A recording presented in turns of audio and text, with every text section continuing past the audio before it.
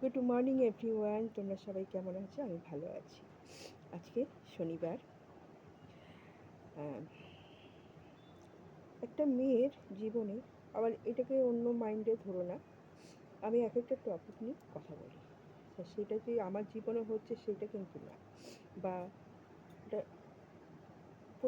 একই কথা ধরো কে কী কমেন্ট করলো সেই কমেন্ট নিয়ে কথা বলবো রোজ, সেইটা ভালো লাগে না। তা প্রত্যেক দিনের তো একটা কোনো কিছুতে একটা নিয়ে কথা বলতে হবে, তাই আজকের ঘটনাটা একটু অন্যরকম, মানে ঘটনা বলবো না, এটা একটা কথার কথা। এটা অপ্রিয় হলো সত্য। দেখবে মেয়েরা যখন আইবুড়ো থাকে তার লাইফটা আলাদা হয়, যখন তার বিয়ে হয় তার লাইফটা আলাদা হয়ে যায়, পুরোটাই চেঞ্জ হয়ে যায়।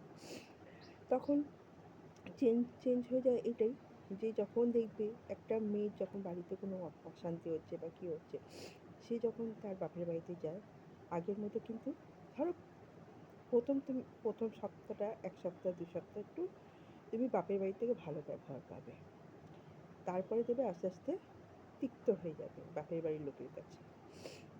হ্যাঁ, তখন দেখবে সেই অশান্তিটার মূল কারণ তখন তোমার উপরেই আঙুল তুলবে, যে তুমিই হচ্ছে সেই অশান্তির মূল। মানে এইভাবে আস্তে আস্তে তোমার সাথে সম্পর্কটা সেইভাবে তৈরি করবে। তখন একটা মেয়ে বাধ্য হয়ে তখন কী করে, সে তখন আবার শ্বশুরবাড়িতে ফিরে আসে।